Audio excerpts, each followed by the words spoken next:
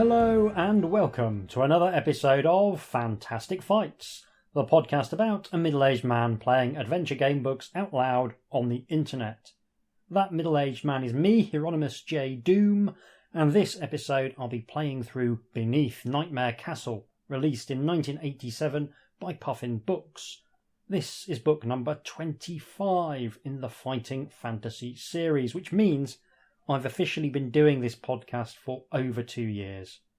When I started this podcast, I had no idea how much pleasure it would give me, and I hope I've been able to communicate at least a little bit of that pleasure to you, the listener. This episode, I have the distinct joy of thanking a new patron. This is someone who's gone to patreon.com/HJDoom and pledged as little as a single English pound, or local equivalent. Stuart, thank you so much for your support, especially as I know you're extremely knowledgeable about game books.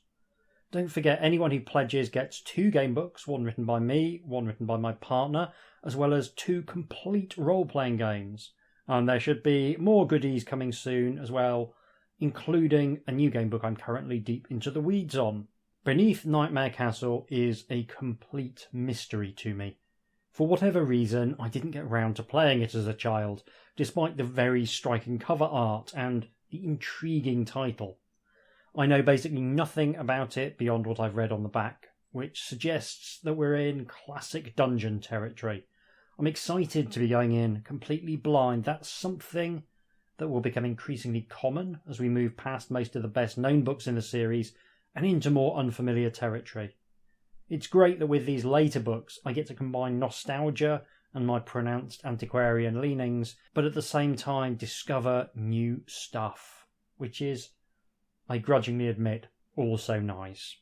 Beneath Nightmare Castle was written by Peter Darvill-Evans, a writer with a colourful career in publishing, which also includes writing for my beloved Doctor Who, including co-writing the surprisingly good Doctor Who role-playing game Time Lord, which only deals with the classic series, having been released in 1991, but really goes above and beyond to create a simple, easy-to-grasp system that lets you simulate the adventures of those first 7 Doctors and their companions. He would go on to write 2 further fighting fantasy books, so I hope he turns out okay, because we'll be tangling with him again before too long. The book has a really exciting cover by Terry Oakes of a woman who looks both glamorous and terrifying, lunging at the viewer with long claws by the light of a full moon. There's a strong horror vibe. Internal art was by Dave Carson.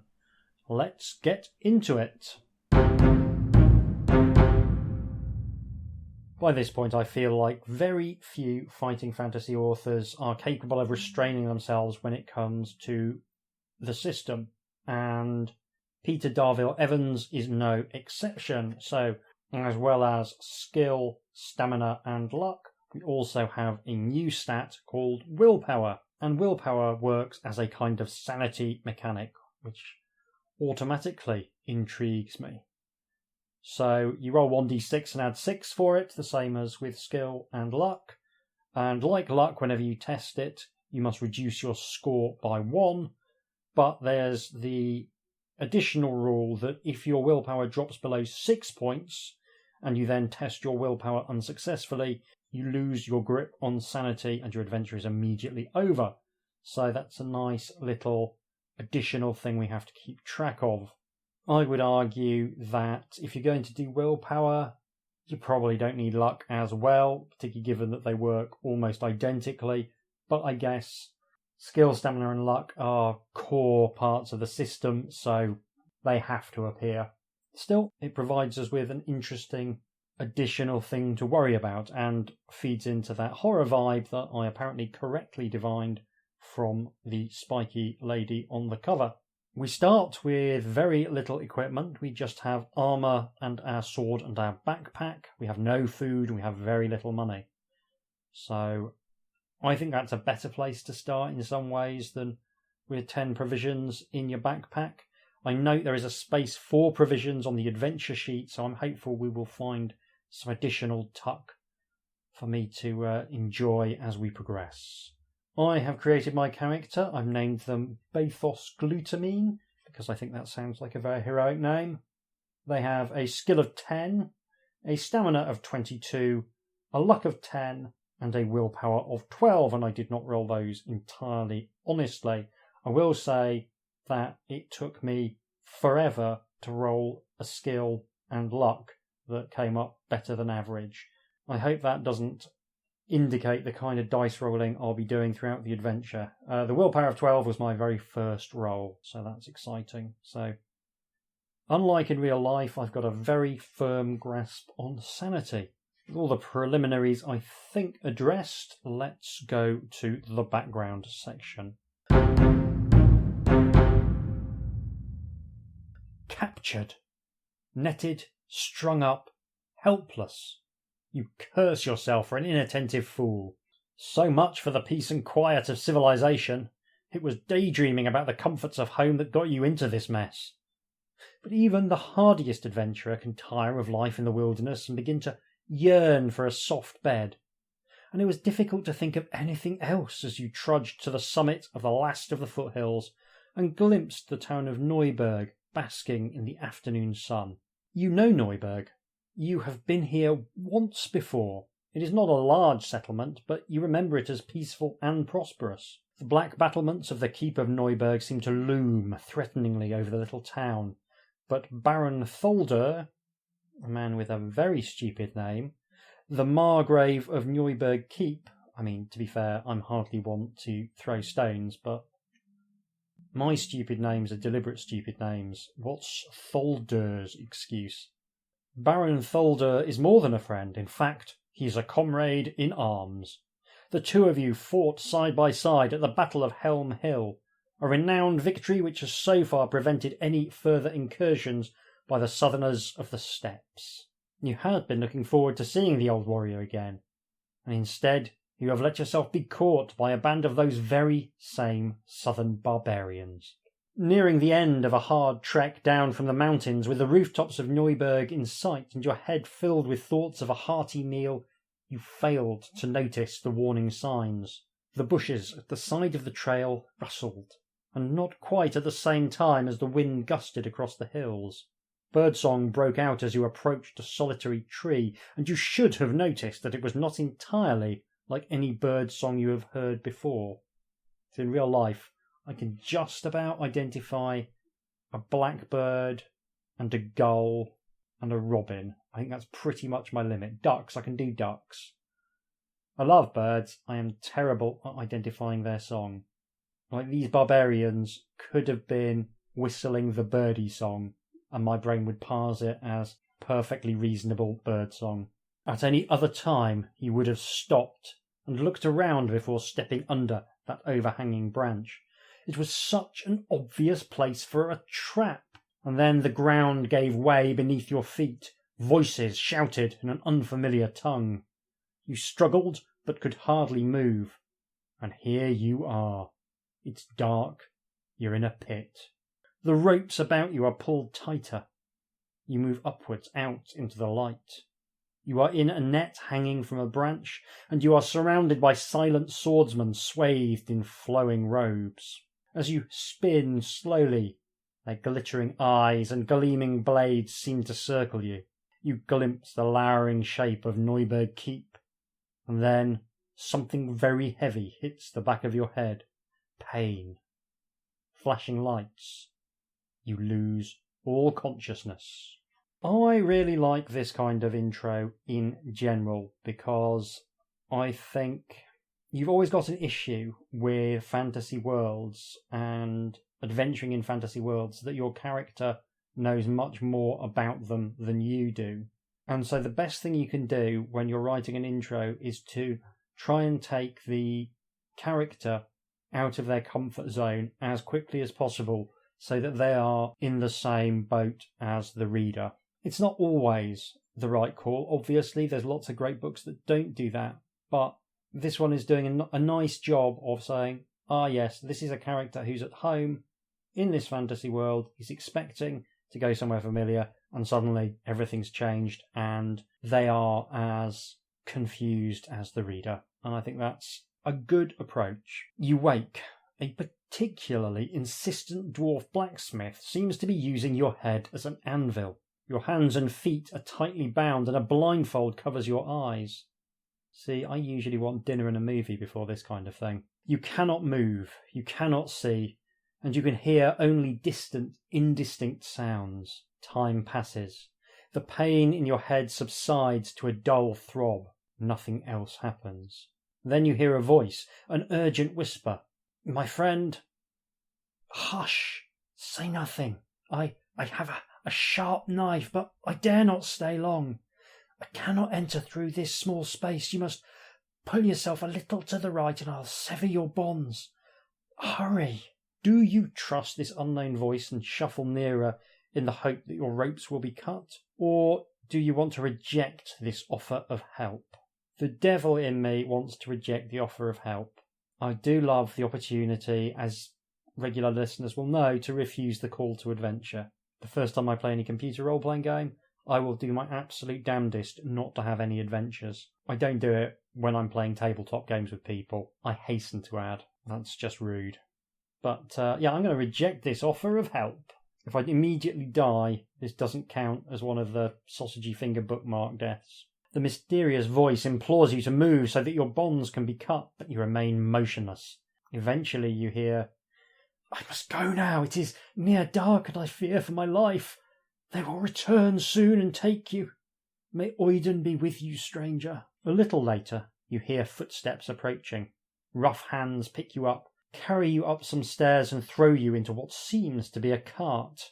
Almost as an afterthought, your captors club you into unconsciousness. You wake up in a cavernous, vaulted dungeon. You are spread-eagled on a cold stone slab. There are manacles around your limbs and tight straps across your body. All you can do is watch the wildly dancing shadows cast by the light of flaring cressets. I don't know what a cresset is. Okay, a cresset is a venue in Peterborough, described as Peterborough's foremost multi-purpose venue, hosting a diverse mix of live entertainment, community activities, corporate and private events. Oh, and also a metal cup or basket containing oil, pitch, a rope steeped in rosin or something flammable. That makes more sense. Eventually, your solitary confinement ends. A crowd of silent, barely human forms enters the chamber. Their hideous deformities are so repellent that you cry out in disgust. They are carrying a selection of very sharp knives. They kill you slowly and take ecstatic pleasure in your agonized writhings. You go completely insane before you die. So, as predicted, it turns out to be not instantly fatal, but almost instantly fatal. I like that you get a section's grace so that you can get your hopes up that it'll be fine, and then it's just not fine. Anyway, we go back to section 1, and we will trust the unknown voice and shuffle nearer in the hope that the ropes will be cut. You shuffle awkwardly to the right, encouraged by the mysterious voice. That's right, my friend, that's right. Just a little further now, but please hurry. I dare not be found here. I'm in mortal fear for my life. But perhaps you are the one we're expecting, and I cannot let these southerners take you.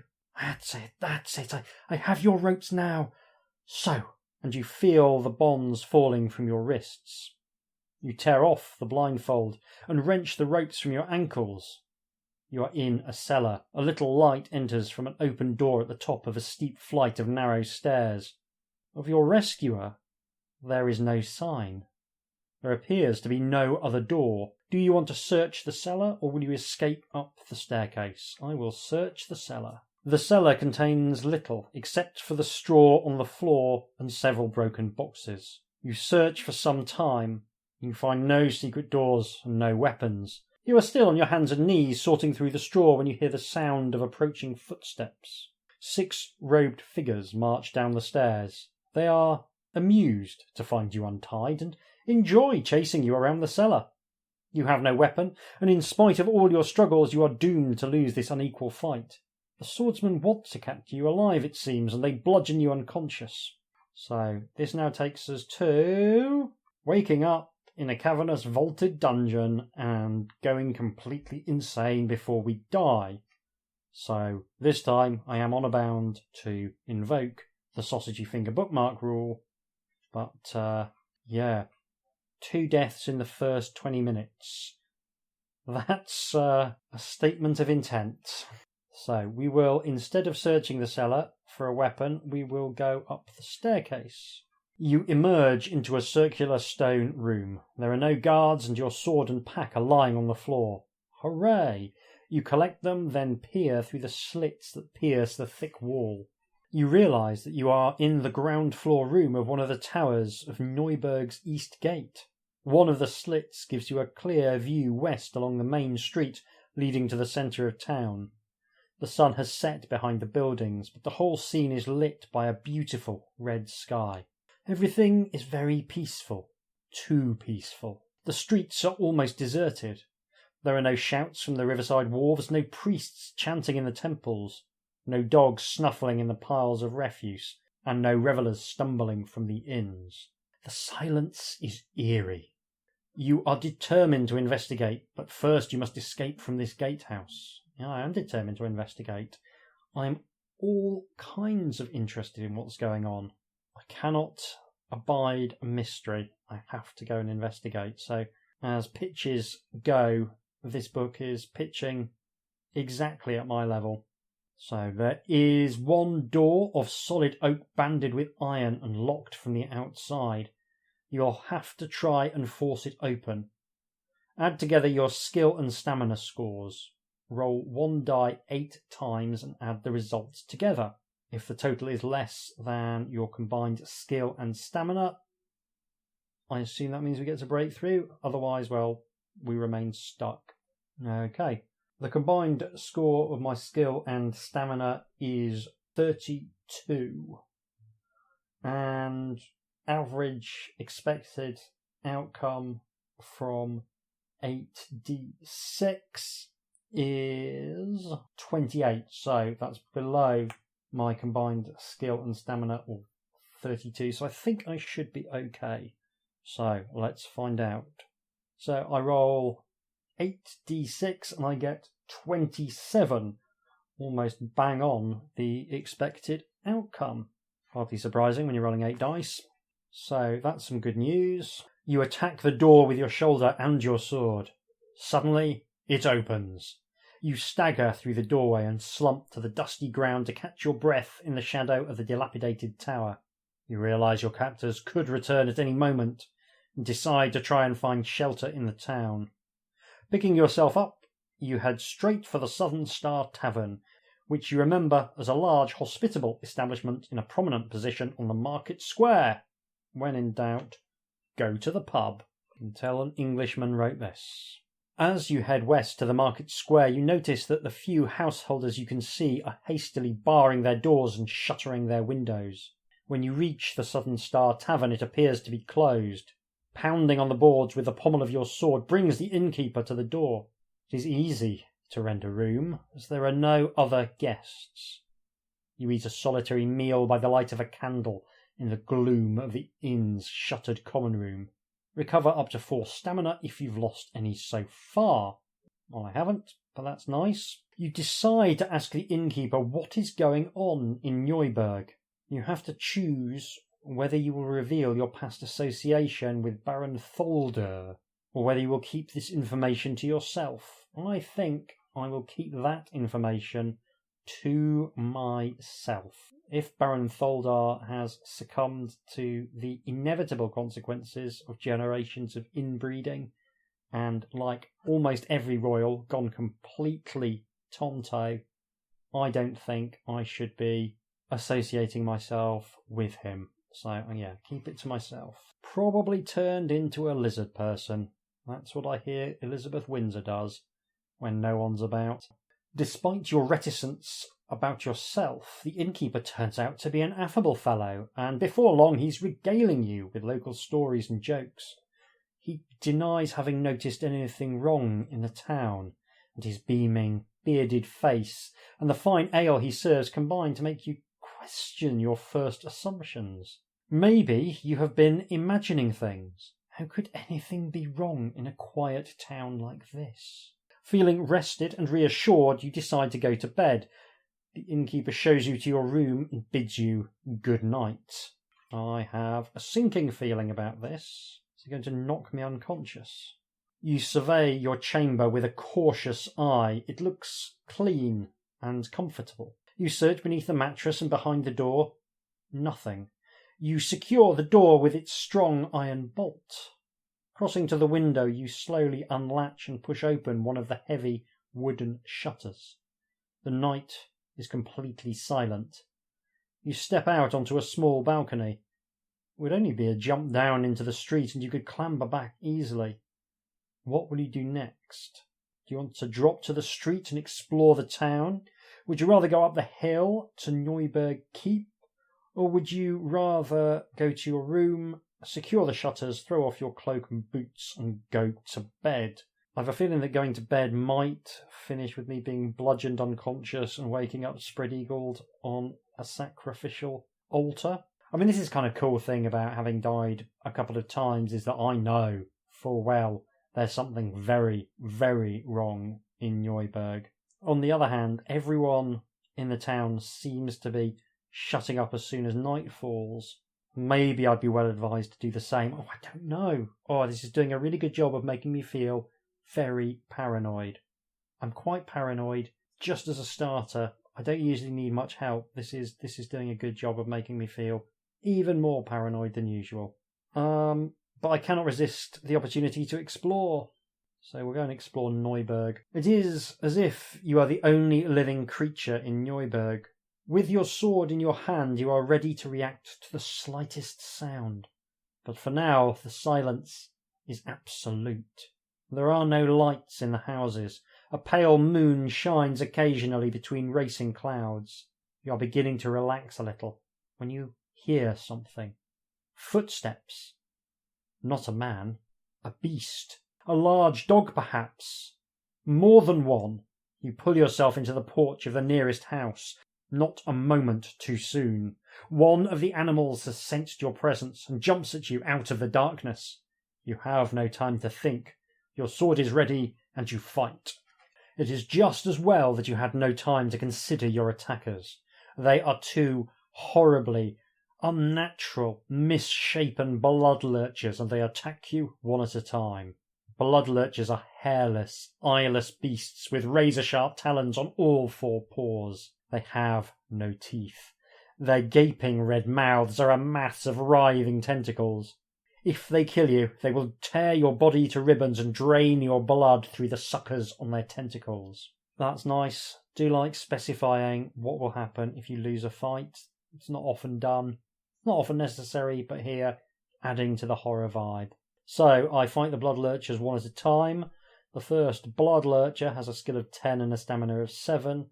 The second blood lurcher has a skill of 8 and a stamina of 9. So, for the very first time in this adventure, I'm going to roll some dice. I have defeated both blood lurchers. To my surprise, I've only taken 2 points of damage, reducing my stamina to 20. Especially impressive considering the first blood lurcher had the same skill as me. So, having very handily defeated the two gruesome monstrosities, let's find out what we can get up to now.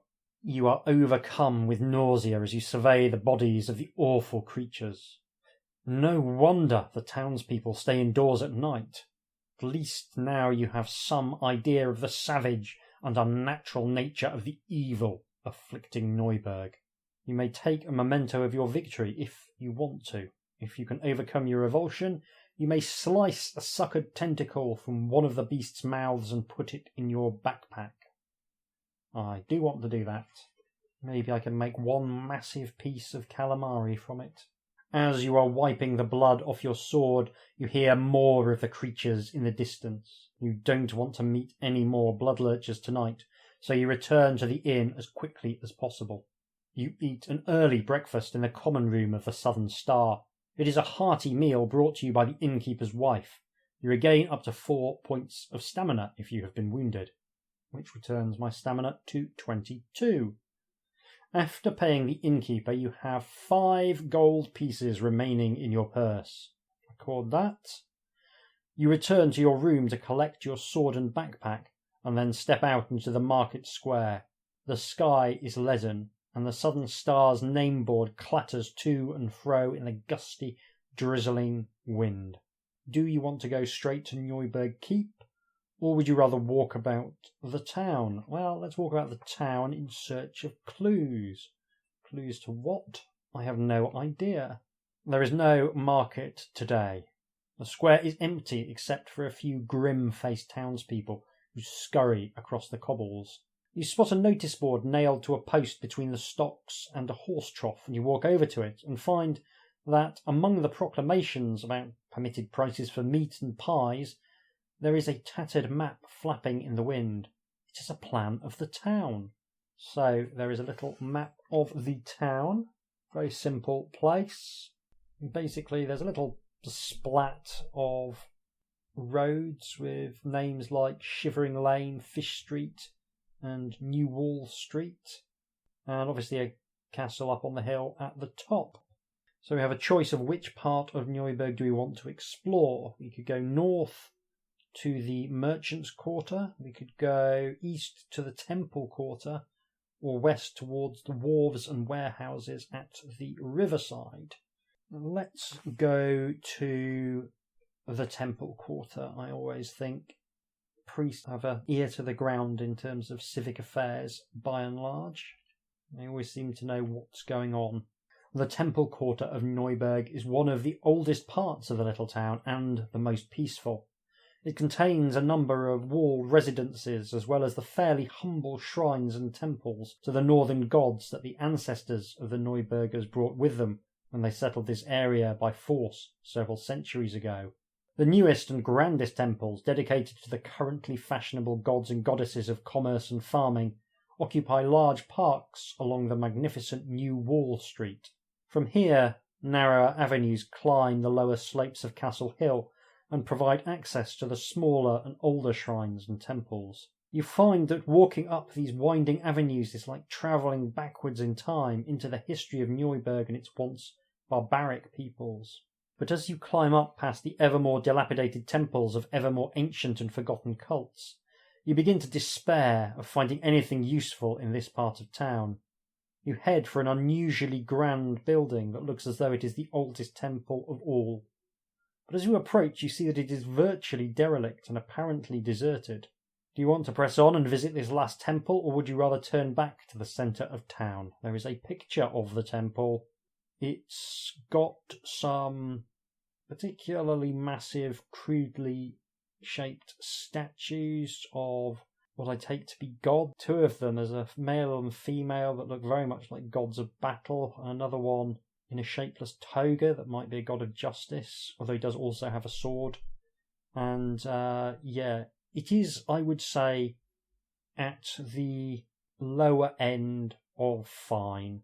It's not particularly inspiring, but it does convey the idea of an ancient temple. Also, there does appear to be a man standing in the doorway of the temple, which is at odds with what's said in the text. So I am going to go inside and find out if there is an old man, because it wouldn't be a fighting fantasy book if we didn't have the opportunity to meet an old man.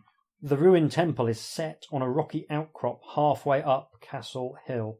The path to it is steep and narrow, and you can almost feel the watching presence of the ominous, windowless edifice as you clamber up towards it.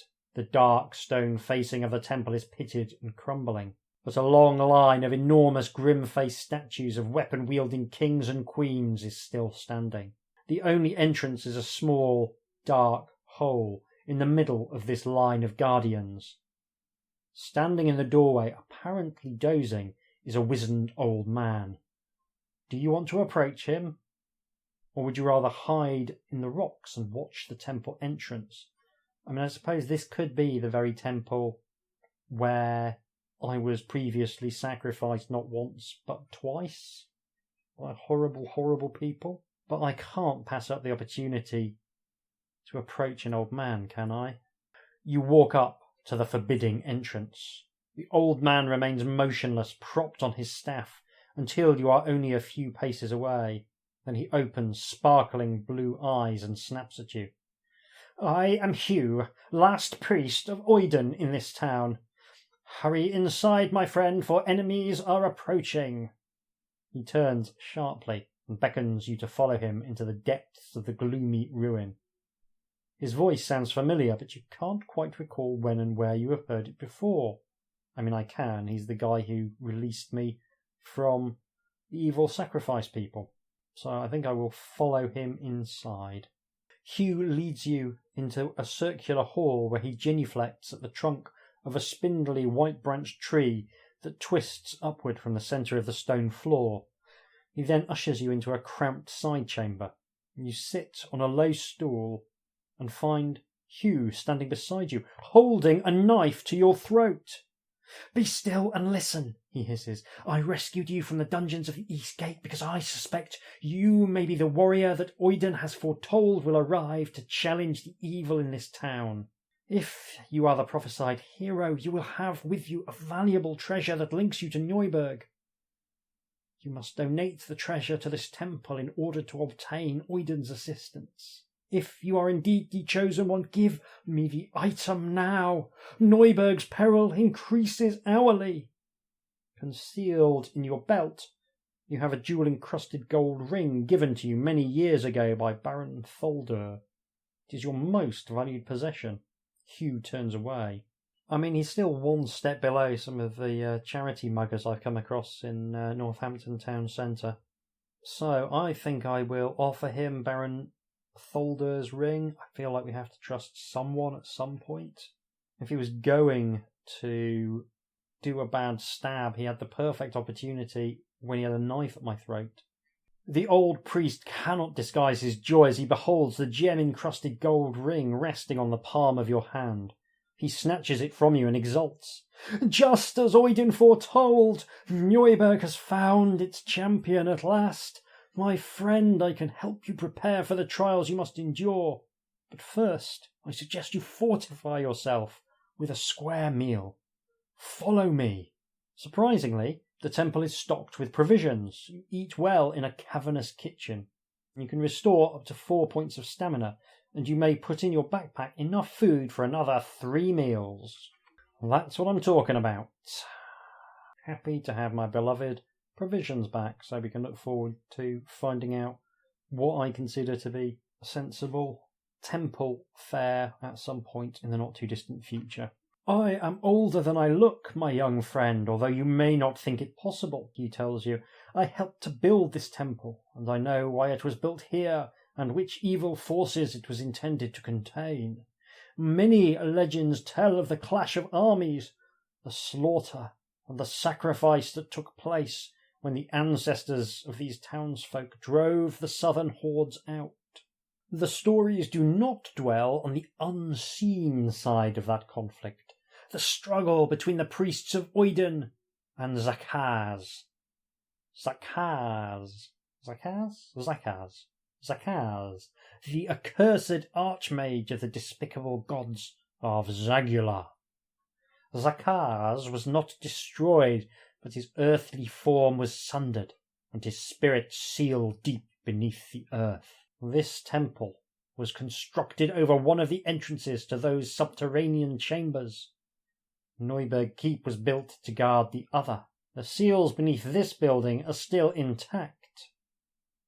But I began to worry when Baron Tholder announced his intention to visit the infernal city of Zagula.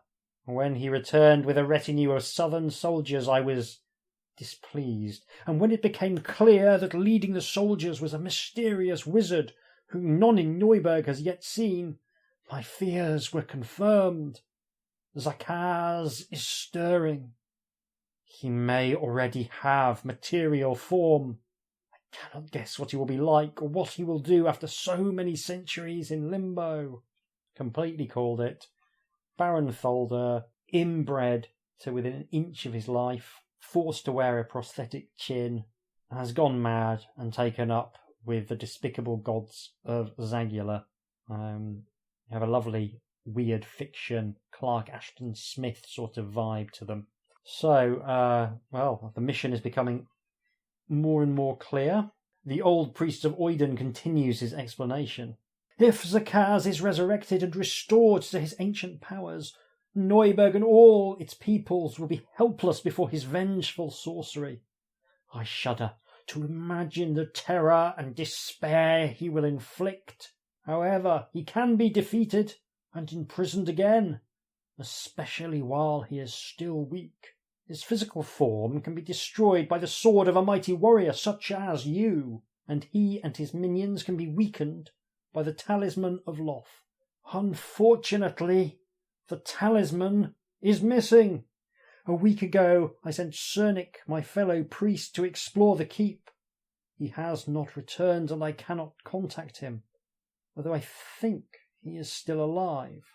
You must go to the keep and try and find the talisman of Loth before you descend into the lower caverns. Do not enter the castle by the main gate, it is heavily guarded. There is a little-known side entrance that you will find if you turn to the right before you reach the main gate. I can give you no more information, but if you wish to undertake the ordeal, Oiden may yet bestow gifts upon you. Do you want to try the ordeal? If you would rather get on with your quest, that's an option 2. Well, much though I'm loath to give this incredibly chatty priest more opportunities to bend my ear, I will try the ordeal. Who doesn't love a nice ordeal? I've read some medieval history. I know ordeals were absolutely fine. You are in the large circular chamber looking up at the strange tree. It is completely leafless, but you are sure it is alive. Its sinewy white limbs have a ghostly luminosity. Climb, Hugh tells you.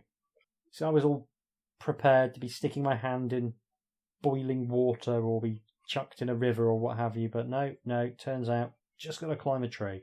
You cannot see the top of the tree. It seems to disappear into shadows near the domed ceiling. You clamber up the branches until you can no longer see the room below, but you are still nowhere near the top. A strong, bitter wind clutches at you. You cling on as white mists swirl all around. Higher, your body feels fatigue and increasing pain. Inhuman voices clamour in your head. Grimly you continue to climb with all your senses assaulted. It feels as though your mind and body are being torn apart. You lose consciousness. Do you know, I've been on night outs like that. Not for a number of years, what with being very middle-aged, but I've definitely been on nights out that ended up with me unconscious at the top of a tree. So we need to add together the willpower and the stamina. That gets us 22. And then we roll dice. We roll 1 die 8 times again to try and get less than the old willpower and stamina. So this time the odds are against us because it's still an expected outcome of around 28. So I was all set, and then I rolled a pair of double 6s for the last 2 throws of the die, giving me a whopping total of 31, well above the expected outcome. That means I have failed. You wake to find yourself on the stone floor, curled around the trunk of the tree. Every muscle aches and your head is spinning. The ordeal has cost you 1 point of stamina and 1 point of willpower. Only the strongest and most determined can withstand a meeting with Oiden, Hugh intones. You may climb the tree again, or you may leave. Do you want to experience the ordeal again? Apparently we can do this as many times as we like. I mean, I do need to be pretty lucky. I'm going to give it one more go just because I love passing out in trees so much. Wow, 36. So, I guess Oiden really doesn't want to give me the time of day. That was an outrageous roll. I mean, it's not that much, actually. Anyway, yep, time to leave. The old priest leads you to the door of the temple and bids you farewell. There is little point in delaying your perilous quest. Somewhere in Neuburg is a broken fragment of a once potent weapon, and I would not be at all surprised if it were buried among the wares of some curio dealer. A merchant's quarter is nothing but a den of thieves. Avoid the riverside. It is an unsavoury place. Return to the centre of town and go to face the dangers of the keep.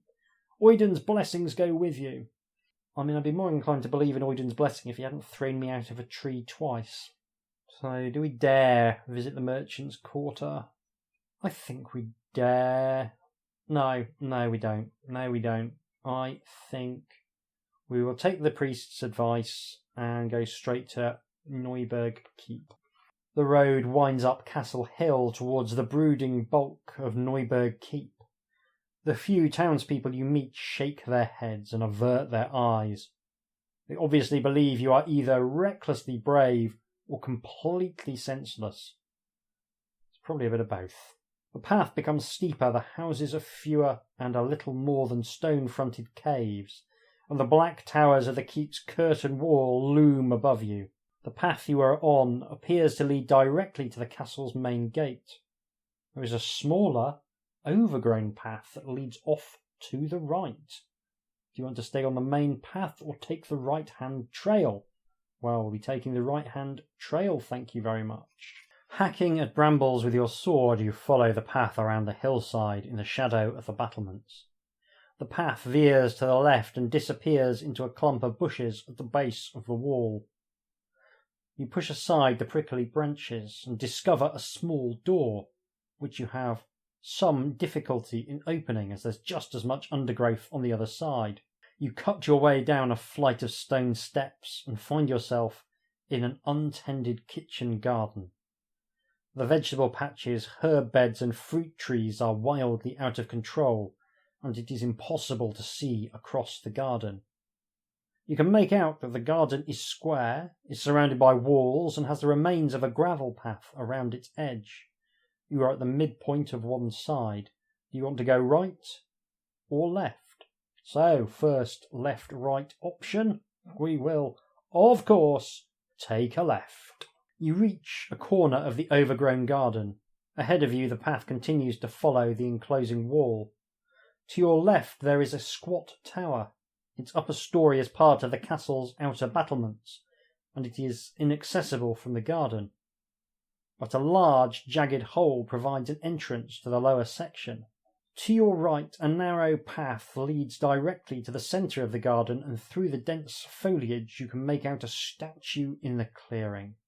So we need to get into the castle proper, so I suppose entering the tower is as good a start as any. That's what we will do.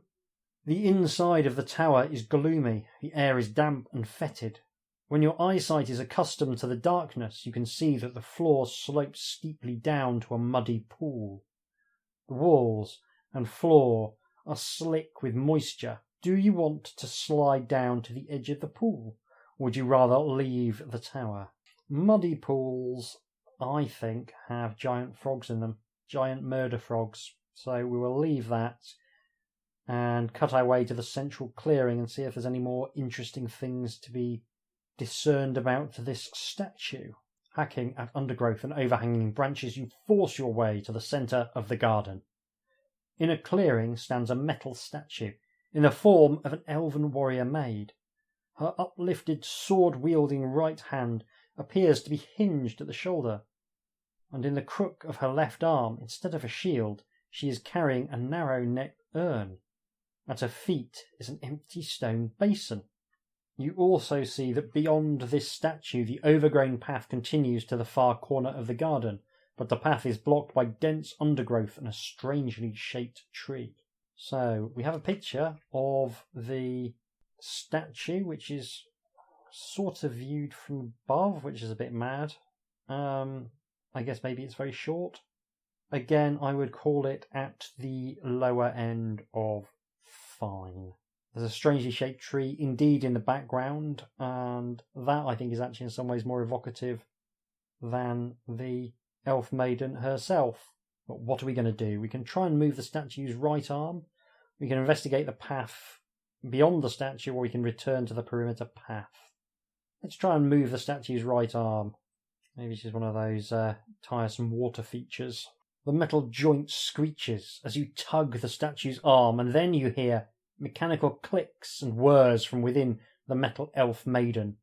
Her mouth opens and a squeaky voice recites a rhyme in an incomprehensible language, which I choose to believe is Welsh. The urn swivels until the neck is downwards, and then a trickle of green liquid flows from it into the stone basin. The stream of liquid ceases when the basin is almost full, and the statue closes its mouth and raises its arm. The mechanism has stopped working. You lower your face to the basin. The green liquid has no odour. It is thick and opaque, but very fresh-looking colour. Do you want to put your lips to the liquid and drink? Do you have a gold piece that you'd like to throw in the basin? Do you want to put your hand in the liquid, or would you rather leave the statue and either continue along the path or return to the perimeter path? I will take the least risky seeming of the interaction options and chuck a gold piece. The coin plops into the green liquid and disappears beneath the surface. Nothing happens.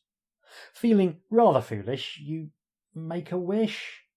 Still, nothing happens. If you want to put your hand into the liquid to try and retrieve your gold piece, you can, or you can try drinking some or going away. I mean, this has every feeling of a trap, doesn't it? But what kind of maniac puts a booby-trapped water feature in a kitchen garden? I'll try and retrieve the gold piece. You dip one tentative finger into the green liquid. It's cold, but quite refreshing. Nothing unpleasant occurs.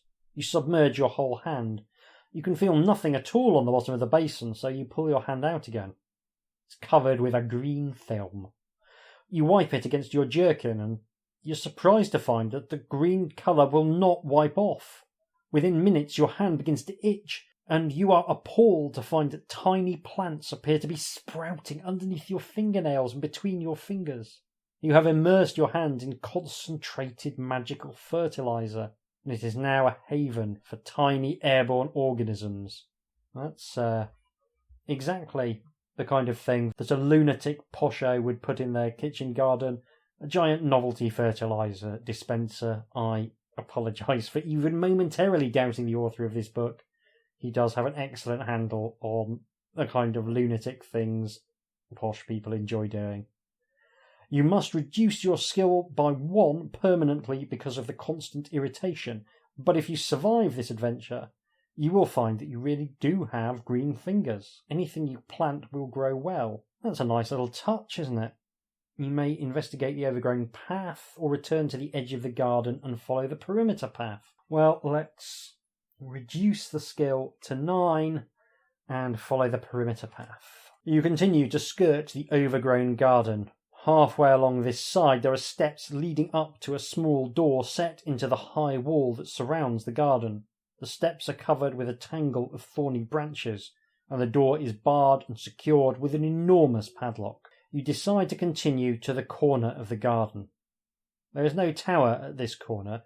You can see that the path continues to follow the wall alongside the garden, at least as far as the next corner, where there is a tower. Halfway between you and this next tower, a wide staircase ascends from the garden. You can either walk as far as the staircase and use it to leave the garden, or you can continue past the staircase and take a look at the tower. Let's have a look at the second tower. I like a tower. In Northampton we have a huge former lift testing tower that is quite the impressive thing. You have reached another tower in a corner of the garden. To your left, the path continues along the surrounding wall and passes a wide staircase that ascends from the garden. The wall of the square tower in front of you is windowless, but there is a small wooden door at the base. The door is slightly ajar, and there is darkness beyond. Do you want to enter the tower, or would you rather walk to the staircase and leave the garden? I would like to enter the tower, please. You step into the tower's dark interior, and the door slams shut behind you. You spin round, drawing your sword, and with a gurgling roar, a ferocious creature attacks you. There is no source of light in this room, and you have no idea what you are fighting. Luckily, it keeps up a constant throaty growl, which helps you to locate it. Its weapon seems to be a heavy, blunt object, and it is hindered by the darkness almost as much as you. So we have an unknown assailant. It has a skill of 5 and a stamina of 8. Shouldn't be a problem, even with my reduced skill. I'm going to roll some dice and hopefully stab up this unknown stranger. No issue at all with the unknown assailant. I have defeated it without taking a single point of damage. After defeating it, you pull open the door to throw some light on the dead body. It is a very ugly ogre, dressed in rags and wearing a huge white bonnet or turban on its relatively small head. There's nothing else in the room except for a flight of stone stairs leading up to a small door. Do you want to try on the oversized headgear? Do you want to inspect the headgear or climb the stairs? Let's have a gander at this here Titfer. The unusual hat is made of loosely wound strips of white cloth. It's surprisingly heavy, and turning it over you find a shining glutinous mass quivering inside. 2 dark lumps embedded in a transparent gel seem to stare at you like eyes. You instinctively want to hurl it to the floor in disgust, but before you can do so you are taken with the idea of trying on the hat. You are not sure where this idea comes from, but increasingly it appeals to you as the best course of action. Oh my word, it's a brain slug. I love a brain slug, although I was going to do a brain slug in my adventure game book later, and I'm now going to have to get rid of the brain slug because there's no way I'm going to be able to do it as coolly as a brain slug hiding in an oversized bonnet just waiting for people to try it on. That is genius. So I need to test my willpower and see if I can resist the brain slug. Yup. Success. My willpower is now 9. My desire to be rid of the thing overcomes the idea of wearing it, and I drop it back and climb the stairs. The door at the top of the stairs is apparently bolted or barred on the other side. It is also very battered and splintered. You conclude that the ogre you have just dealt with has made a sustained attempt to break through it with his club. You can think of only 3 options: shoulder charging it, inspecting it, or yelling, "I've just killed the ogre, let me in." And of those we will take the last one. From the other side of the door you hear the sounds of heavy objects being laboriously shifted, and then a gruff voice calls, "Come in, slowly, and with your weapons sheathed." You push open the door to reveal a large, airy room full of tidy shelves of plant pots, chests full of garden tools, and herbs drying in bundles in the rafters. There are windows in the walls to your right and left, and another door in the wall opposite you. In the middle of the room stands a frail old dwarf, with bright green hands and forearms. There is a rune-encrusted battle-axe stuck through his belt, and you suspect he can use it effectively despite his great age. There is a picture of the dwarf in his potting shed / tower eyrie. I'm actually going to say I like this one a bit better. There's a slightly kind of grotesque caricature quality to it. There's very heavy use of stippling, and the dwarf has an appealingly lined and craggy face. I'm going to say I actually quite like this one. The dwarf addresses you again. "If you have indeed slain the ogre that has kept me from my garden these past 10 weeks, soldier, then you have earned my gratitude.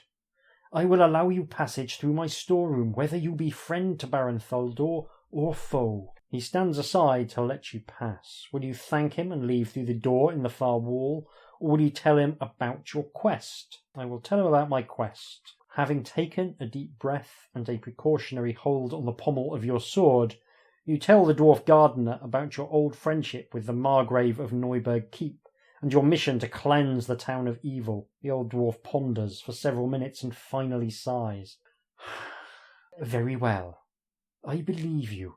I can't think why anyone should tell such a story unless it were true. And anyway, even if you are a villain and an impostor, I don't see how you can make things worse than they already are.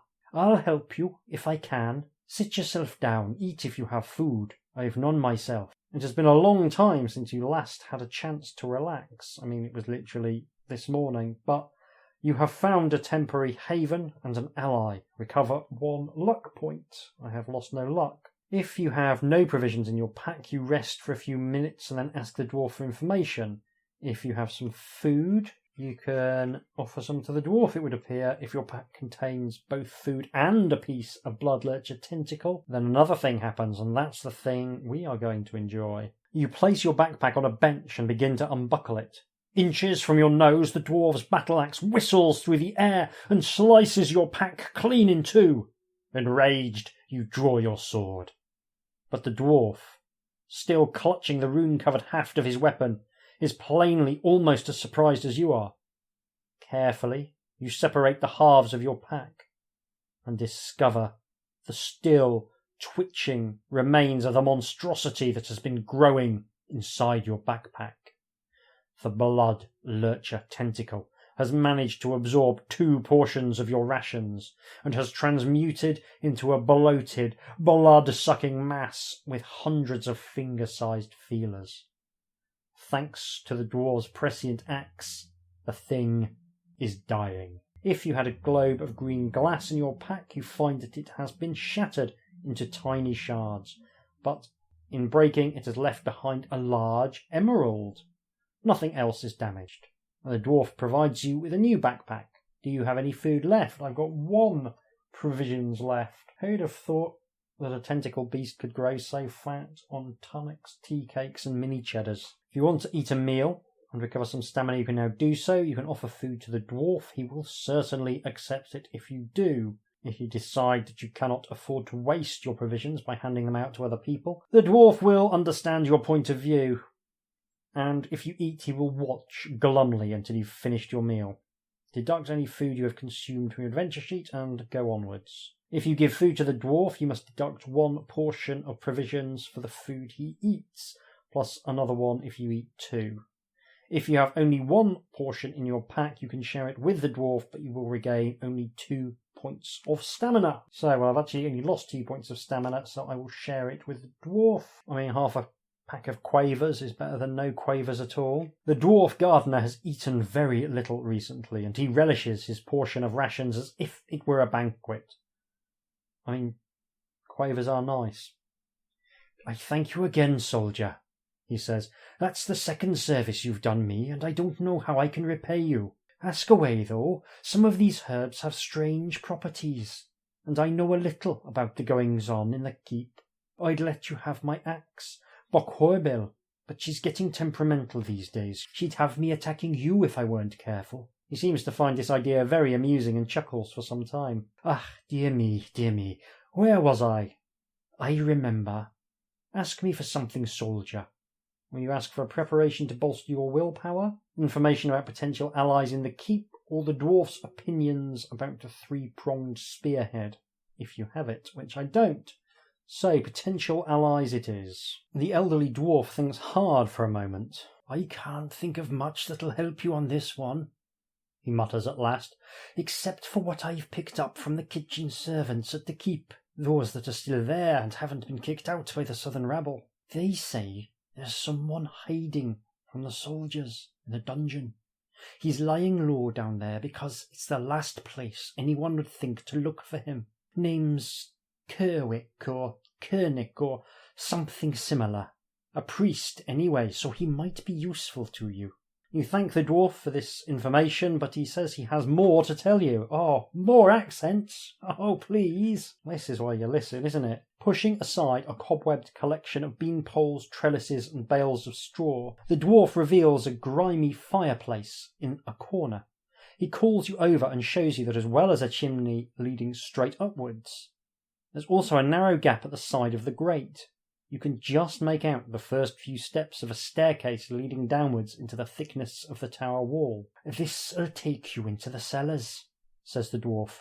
It's probably the only way you'll get into the keep without someone else knowing about it. But you can go through the other door and try getting across on the battlements if you want to. Want to use a secret passage or go through the door and out onto the battlements? We will go through the secret passage. You strike a flint, light the wick of one of the many oil lanterns in the storeroom, and by the flickering light you cautiously descend the steep and narrow stairs. At the bottom, a passage roughly hewn in the solid rock leads away into the darkness.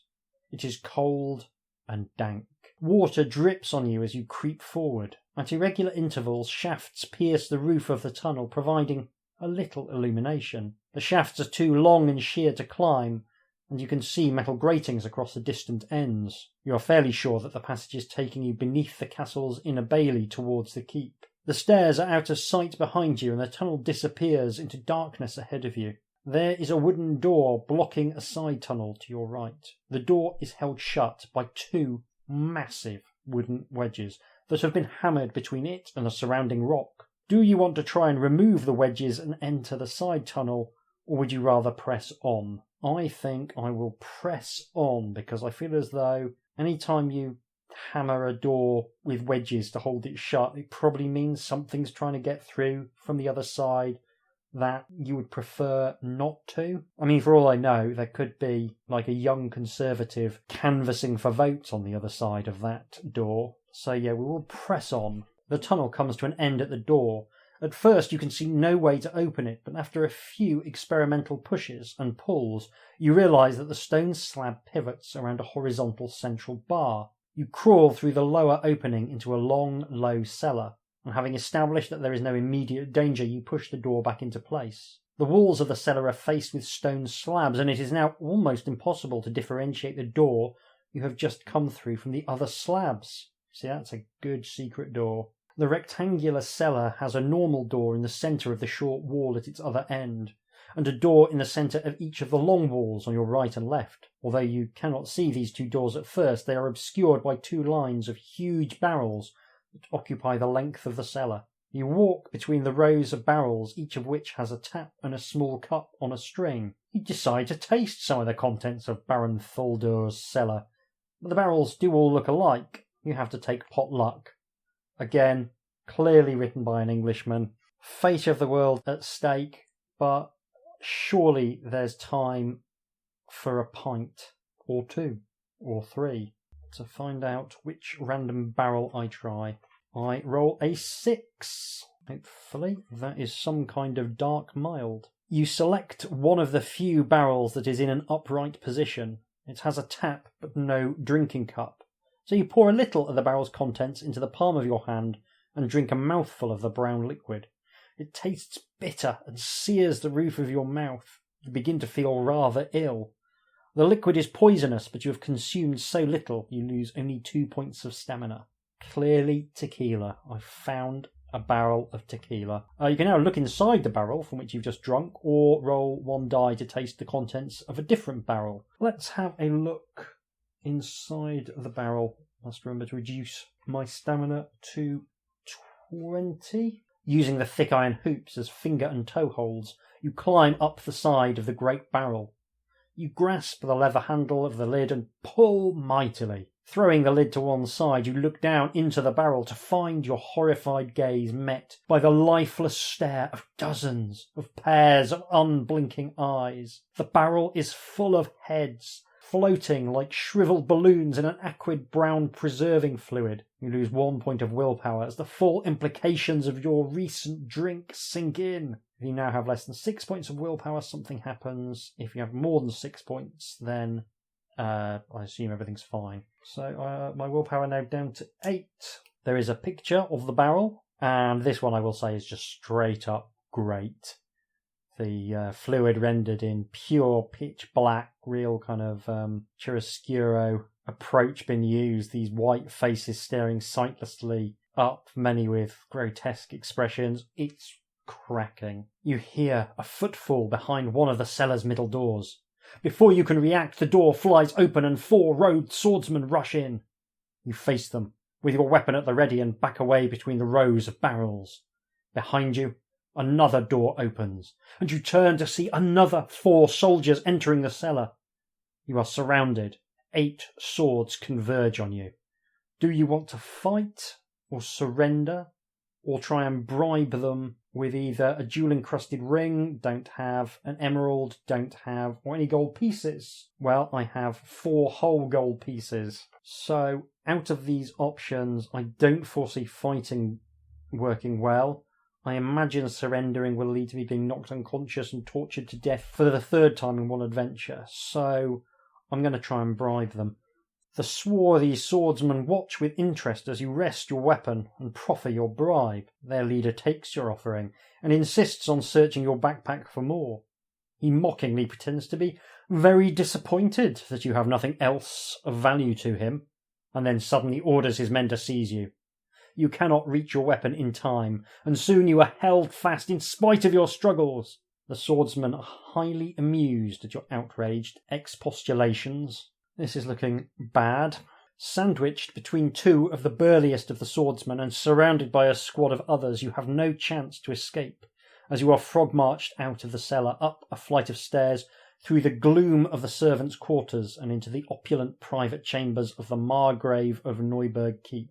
Your guards halt at a pair of grand carved doors, on which the leader raps loudly. When the doors have been opened, he bows and announces in a barbaric accent, "May it please the Mangrove, a foreign spy captured within the castle walls." A swordsman shoves you from behind, and the entire troop marches in to present you to Baron Tholder. When you were last in Tholder's great hall as his honoured comrade in arms, you marvelled at the austere magnificence of the vast stone-pillared chamber. It seemed to reflect the Margrave's grand and rigorously martial personality. Now you are his prisoner, and everything seems to have changed. Sumptuous tapestries cover the walls, and the floor is littered with rugs and cushions. Ranks of impassive swordsmen stand on guard, while the captains and Neuburg merchants are waited on and entertained by lithe maidens in gauzy silks. Some of the young women are dark-haired beauties from the south. Others, wearing chains between their ankles and wrists, are from the Neuburg area. Tholder himself is sprawled on a grandiose gilt throne, a goblet in his hand and a faraway look in his eye. Seated next to him on the dais is a small figure in a dark red cloak, with a cowl that conceals its face. This figure whispers in Tholder's ear as you approach. "Looks like we've got us a Grima Wormtongue," and the image is quite redolent of Theoden and Grima Wormtongue. It's okay, but it doesn't seem to me to really sell the decadence, I suppose, we're being asked to visualise in the description. It's very much focused on just the throne and the figure in a cloak. The throne is quite nice. The figure's fine. It is fine. It's got a certain slightly gothic vibe to it. A lot of the artwork does sort of remind me of Gary Chalk, but not on his best day. It's fine. Do you wish to remain silent while Baron Tholder dispenses summary justice and decides your fate? Or do you want to identify yourself and appeal to the Margrave's memories of your past exploits together? I mean, he's obviously been drugged, but I don't really think that just sitting there and going, "Yeah, whatever you reckon, mate. I've clearly been brought here by due process of the law and await your doubtless perfectly sane judgments with equanimity." I don't foresee that having a particularly good outcome, so I'm going to have to do the Hail Mary of trying to get him to remember our past exploits. The Margrave gestures vaguely and begins to mumble about having you taken away. You interrupt. "Tholder," you shout, "recover your senses, man. You remember me. We fought side by side at Helm Hill. We defeated a horde of barbarians, not unlike this rabble infesting your keep. Wake up! Think!" Outraged murmuring ripples around the hall. A guard knocks you down from behind and you stagger to your feet to see Baron Tholder and the red-robed figure in the midst of a furious yet whispered argument. The Margrave seems to have recovered some of his wits, and he obliges his mysterious adviser to accept a compromise. He addresses you in a clear voice. "My memory is failing me these days," he says, "but there may be some truth in your story. Do you have any proof of these strange allegations of yours? If you are who you say you are, I seem to recall giving you a gift or a token. If you have not yet given it away, you have a bejewelled gold ring given to you by Tholder many years ago. Do you want to show it to the Margrave?" I do, but I don't have it.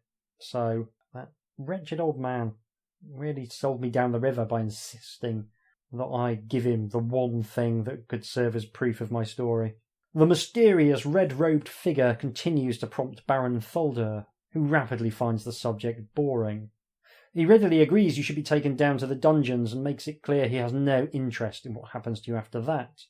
10 guards escort you from the Great Hall and down a series of narrow staircases.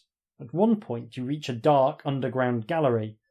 Half of the escort contingent has already started down the next set of spiral stairs. The other half is coming down the stairs behind you. You have a slim chance to escape, although you do not know how far you will get in the darkness. Do you want to sprint along the passage in the dark or continue to follow your captors? Looks like I'm going to be a sprinting. Time to test my luck. Skin of my teeth, just made it. I am lucky. First luck test, I think, of the adventure. Evading the clutching hands of your guards, you flee into the dark tunnel. Within seconds, you are round a corner and in complete blackness. You collide with a rock wall, stumble over a boulder, and collapse to the ground in a daze. You recover as the first of your pursuers approaches, holding aloft a flaring torch. He fails to see you, and as your blade slices into his leg, he howls with pain, drops the torch, and prepares for combat. So the Southern Swordsman has a skill of 6 and a stamina of 4. And you've got to kill him within 2 attack rounds, or something will happen. So shouldn't be a problem, but it's in the lap of the gods, as I'm going to roll some dice.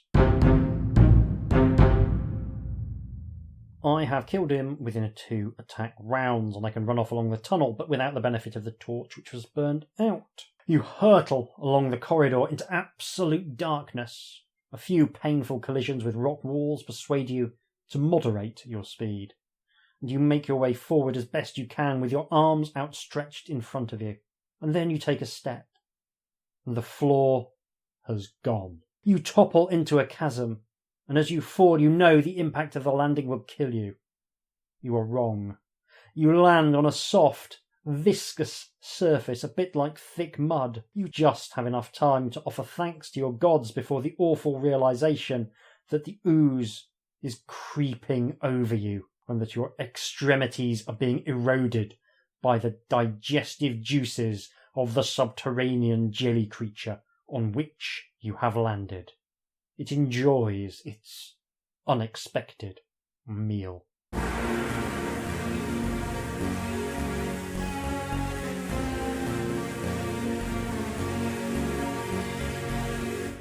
So, there we go. We have not succeeded in beating Beneath Nightmare Castle. Hardly surprising. Seems quite hard. I had, spoilers, a lovely time with it. But sometimes, when I've had a lovely time on the first playthrough, subsequent playthroughs can be a little bit frustrating. So some books I like more when I replay, some I like less. What will the case be with this one? Well, I'll answer that question in just a few seconds. Tatty bye. Beneath Nightmare Castle is exactly my kind of jam. I love the space where fantasy and horror collide, and that's precisely what this book delivers. Its aesthetic is one of gruesome body horror, but that aesthetic is anchored to a very well designed and exciting dungeon adventure that feels resolutely old school. It was a very big ask to follow something as experimental and interesting as Creature of Havoc, and I think Beneath Nightmare Castle does an admirable job. In many ways, what I like most about Beneath Nightmare Castle is that it's simultaneously adventurous and also back to basics. So even though there's a lot going on, the book is structured like many a classic adventure story. You arrive at a place, discover all is not well, and then set out to brave the dungeons beneath the castle in order to restore the old order. It's often been observed that the stories of fantasy gaming owe more to westerns than they do to classical fantasy literature, and in Beneath Nightmare Castle you have a classic riff on the gunslinger arriving at town trope, and that's one where the hero and the setting are both blank canvases on which the reader or viewer can project, and the hero learns things at the same rate as the reader, which makes the storytelling much easier. It's simple and it works. And what this book does is then layer on this very dark, cosmic, body horror aesthetic. The things we discover through the course of the adventure are disturbing and they're terrifying, but they're not arbitrary. Everything is related to the dark force that's at work in both the town and the castle. And so the horrors are a direct product of a willed, evil, and completely insane design. The ultimate villain of this story is trying to remake the world in his own demented and disgusting image. And that comes across in so many different bits of the adventure, and I really love it. It's a shame that with this strong aesthetic that the art is so inconsistent. There's a lot I really liked, but there's a lot that didn't land for me as well. It's on the border between interestingly grotesque and a bit cartoonish. Some things wind up looking like lost illustrations from a very inappropriate noddy book, but an equal number are extremely evocative, and there's often an atmosphere of world weariness in the way humans or humanoids are depicted that feels spot on. I don't think he's a bad artist by any stretch, but I don't think he was nailing the brief with every piece. After the intricacies of Creature of Havoc, there's a pleasantly old-school approach to the way the book is designed and laid out. You aren't being asked to decode convoluted puzzles or find 5 different hidden sections, and neither are you being asked to collect a vast laundry list of magical doohickeys in order to progress to each section. There is a selection of items that will make the final portions of the book much, much easier, but none of them feel absolutely essential in and of themselves. If you get them all, you can finish the book without needing much luck on your side, and with fairly low stats. It is one of those books where it's very hard, but if you make exactly the right decisions, there's a way through for any character. If you miss one of the items, you might still make it, but the whole thing will feel a lot harder. And I think that's completely the right approach to difficulty. And it was exactly the approach I tried to take with my first game book. I wanted people to be able to get to an ending, even if it wasn't the best ending. And Beneath Nightmare Castle has the same feeling. It's not obsessed with cheaters. It isn't trying to make it so that there's only one path which requires you to have done everything right the first time. Even though it's a really dark and twisted scenario, it feels like the author is on your side. He wants you to have fun. And it's not like the book isn't hard, even despite these concessions. There's some leeway in how you beat it, but there's also a lot, and I mean a lot, of ways to die. One place I looked suggested there's around 50 instant death sections in a 400 section book. That seems like a lot, but at the same time, I don't see instant death as a problem. Especially on later playthroughs when I've got the basic shape of things, I take a perverse pleasure in seeing my character get horribly murdered, because by that point, I'm usually playing with at least 4 plump fingers as bookmarks, so I know that I'm just going to roll back any deaths and just treat them as a form of entertainment. And in this case, they are very entertaining indeed. Peter Darvill-Evans takes a perverse delight in explaining the gory and disgusting details of every single sudden end, and it robs those deaths of a lot of their sting because it's such gruesome fun. This is obviously something of an acquired taste. Not everyone is as morbid as I am, but I found the plethora of murder and insanity very enjoyable indeed. In terms of the more adventurous elements, you obviously have the introduction of a willpower mechanic, which is clearly actually a sanity mechanic that doesn't want to impinge on Chaosium's Call of Cthulhu, the role-playing game, set in the world of H.P. Lovecraft's Cthulhu mythos, which has declining sanity mechanics as its single greatest contribution to gaming. And I have to say, it's very neatly implemented here as well. House of Hell had the fear mechanic, which was a gradually increasing store of panic, but I think Willpower has some little refinements that just make it feel that bit more involved. Obviously, the fact that it functions like luck, with you having to test your willpower, That presents a problem in terms of reduplicating mechanics, but the author manages to make them feel quite different in terms of how they play out in the game. What I really like is that once your willpower goes below 6, you are on the verge of insanity, and your next failed test will be the end. However, there is still a sense of uncertainty and jeopardy preserved because you could still pass at least 1, maybe 2 tests before your willpower's dropped to the point where final, irrevocable lunacy starts to look like a raging certainty. And that possibility makes the mechanic feel more impactful, I think, than maybe the running total of fear points in House of Hell, although I will say that approach was much more concise in terms of section and word count. The willpower system does mean that every willpower test eats additional sections of the book. So there's at least 1 instant kill section that needs to be added for every willpower test after the first, as well as an additional section to signpost you between different outcomes for whether your willpower is 6 or less or 7 or higher. That's a lot flabbier than the 2 different outcomes you get from a luck test, for example. This isn't a problem in a book with a very tight setting, but it could be more of an issue if you wanted to tell a more epic story and you were still going to try and keep it to 400 sections. You'd then have to think about reducing the number of willpower tests, which would have the knock-on effect of making willpower seem like less of an important part of the game. Now, in general, I'd rather read a shorter but more densely designed game book than something epic and flabby. That's just my personal taste.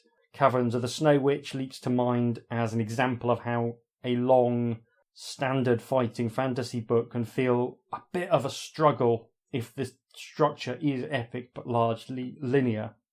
One thing that's interesting about this book is that I think Beneath Nightmare Castle shows us that the core audience of fighting fantasy, the people who'd been there from the start, was getting older and were ready for something a bit more intense.